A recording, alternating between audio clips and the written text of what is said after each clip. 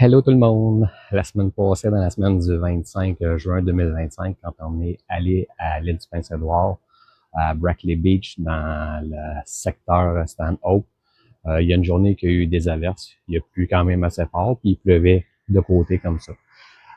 Ce qui a fait en sorte qu'il y a eu de l'eau qui s'est infiltrée dans notre tente Coleman.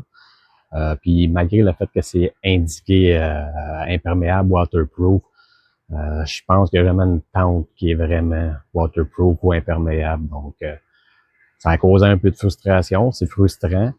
Puis là, on est de retour au Québec. Donc, on a décidé de traiter la tente avec un produit imperméable.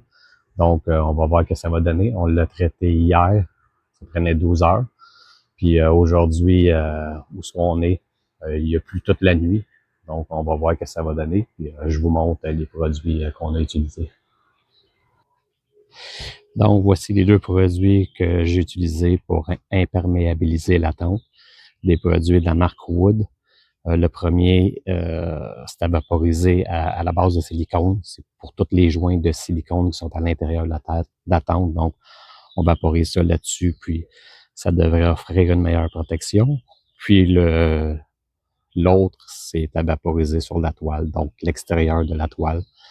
Donc, on a appliqué ça. On va aller voir ce que ça a donné après une nuit de pluie.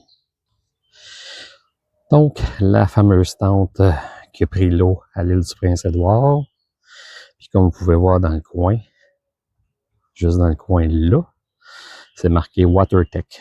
Fait que quand on regarde les reviews sur Internet, ils ont mis cette tente-là à l'épreuve de la pluie, puis il n'y avait pas d'eau qui pénétrait, mais évidemment, il y a toujours de l'eau qui pénètre à l'intérieur, donc fausse pub. Donc on va aller voir à l'intérieur.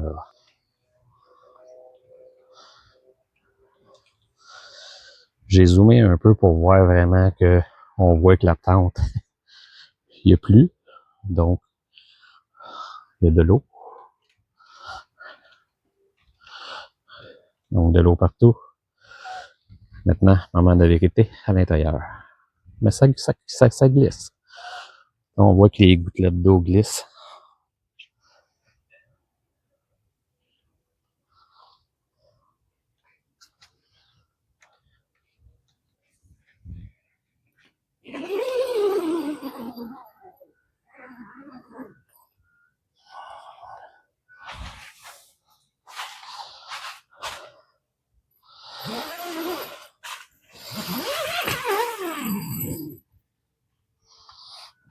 Donc, on est à l'intérieur de la tente. Puis, comme on peut voir, il y a de l'eau. Il y a vraiment de l'eau partout dans les coins.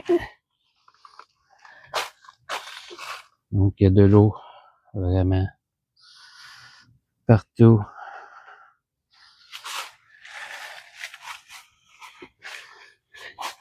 Et c'est encore plus flagrant. La grosse.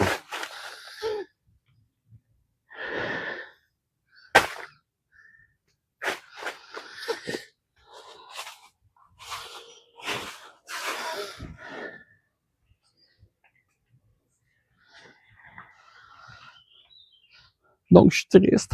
Mon cœur est en peine.